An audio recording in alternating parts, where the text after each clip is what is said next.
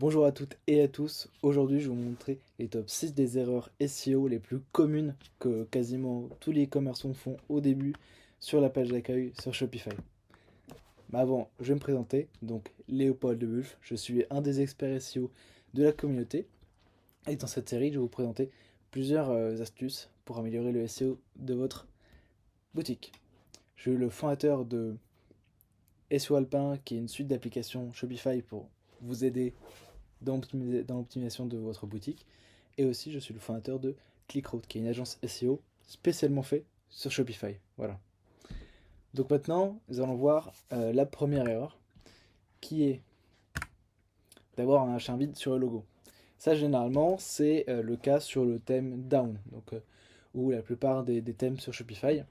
Donc là, on est sur le site de Nutripreneur et qui ont un bon branding, mais par contre, au niveau SEO, ils sont très mauvais. Pourquoi? Parce que, en fait, si vous prenez dans l'extension Detail SEO, c'est une extension Chrome que vous pouvez utiliser qui est très bien. On va dans le heading, ça ce sont les titres de votre page.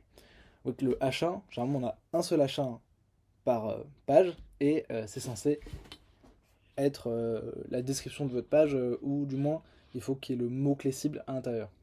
Ici vous voyez qu'il est vide. En fait pourquoi? Parce que quand on fait inspecter et on va sur le logo, et bien vous voyez ici, c'est un H1. Et donc, le H1 se met sur le logo. Ce qui est dommage parce que là, sur cette page, on manque, si on veut les cibler, exemple, complément alimentaire pour les entrepreneurs, bah, on ne l'a pas ici. Alors que là, ce qu'il faudra faire, donc c'est supprimer le H1 sur le logo, mais surtout, plus important, c'est d'en rajouter un sous format de texte, par exemple ici ou là, avec le mot-clé cible.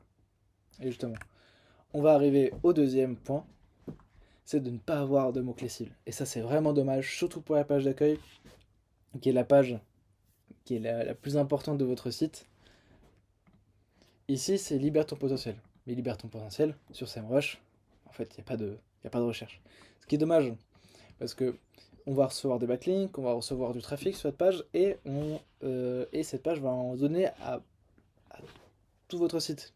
Et donc, il faut aider Google pour qu'ils comprennent facilement quelle est votre page, quel est votre site, de quoi est-ce qu'il parle, qu'est-ce qu'il vend. Et pour ça, on doit avoir un mot-clé cible. Et il faut bien penser avoir une page est égale à un mot-clé. On va le voir après.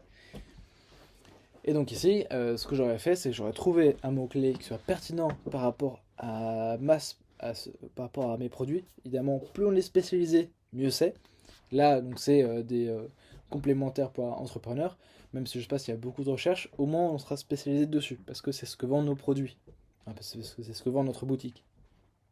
Et donc ici, je mettrai Nutripreneur, complément alimentaire pour chef d'entreprise, entrepreneur, anti-stress, etc. Et je mettrai la même chose donc dans le meta title, qui est là où on met le mot-clé le plus important, parce que c'est ce qui aura le plus d'impact.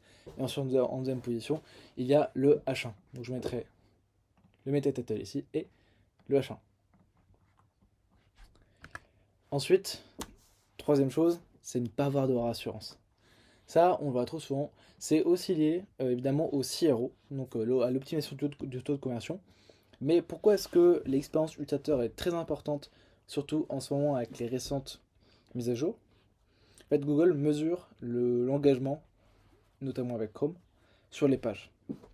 Et donc si la personne va sur votre page, mais qu'elle ne fait pas confiance et qu'elle retourne sur Google, sur la page de Google, et après va avoir un notice, c'est un très mauvais signal. Donc ça, c'est le taux de rebond. Donc il faut l'éviter. Et pour ça, on va faire un maximum de choses, y compris mettre de la confiance.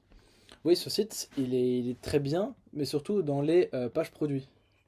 Par exemple, parce que là, souvent, il y a beaucoup d'avis, il y a de la rassurance, mais ici, il n'y en a pas. Il y a un CTA, c'est bien, mais il n'y a pas de, il y a pas de rassurance.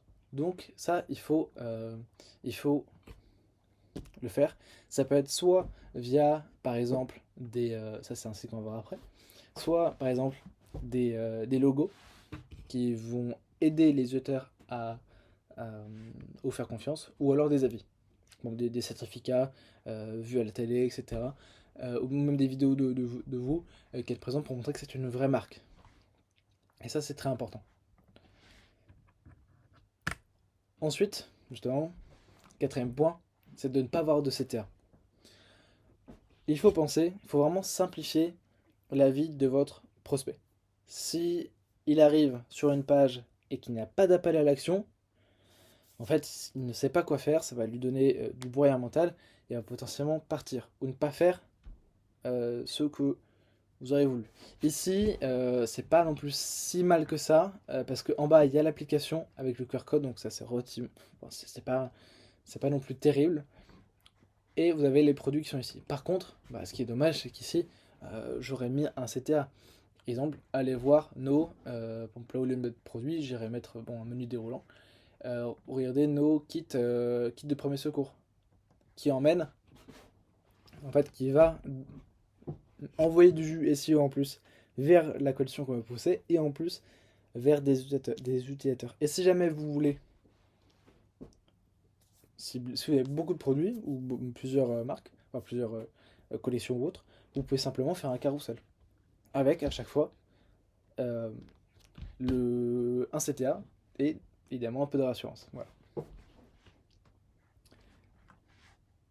Cinquième point, c'est, et ça faut faire quand même très attention, c'est la cannibalisation.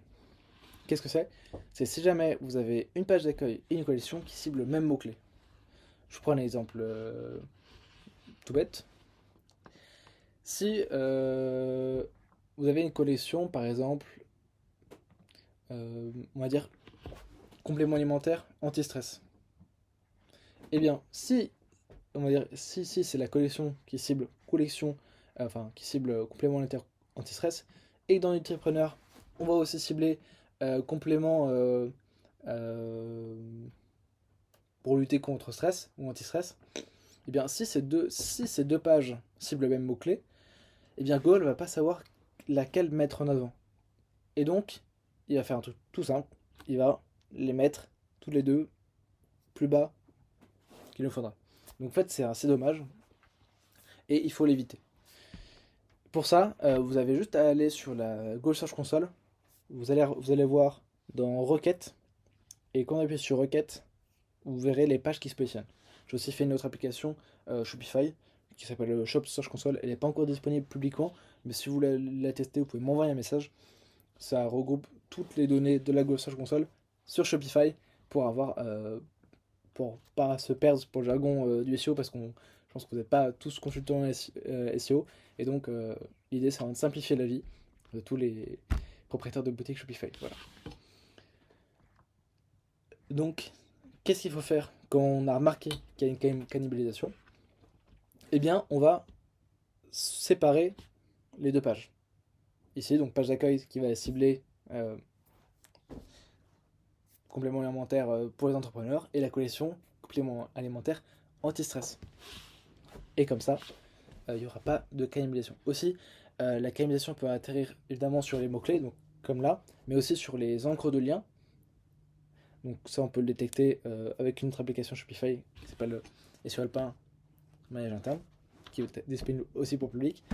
Et donc, qui va permettre...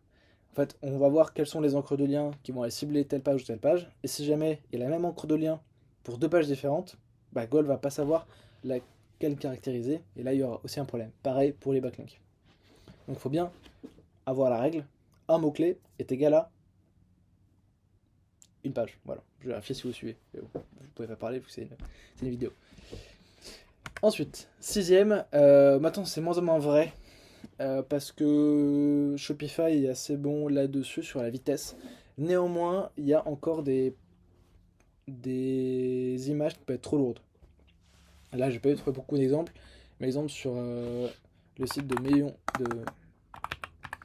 Maison QRE, eh bien parfois il y avait des images qui étaient trop lourdes. Là, vous voyez, ça se charge plutôt rapidement. Mais globalement, ce qu'il faut pour éviter ça, c'est d'avoir, vous voyez ici, c'est une image en JPEG. Il faudrait plutôt la mettre sur du WebP. Et pourquoi c'est important? Google en soi ne pénalise pas directement les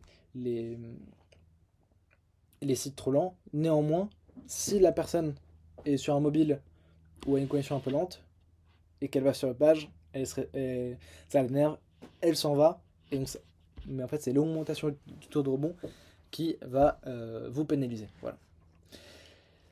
Donc j'ai fini sur ces petites erreurs. Globalement, ce qu'on peut voir, c'est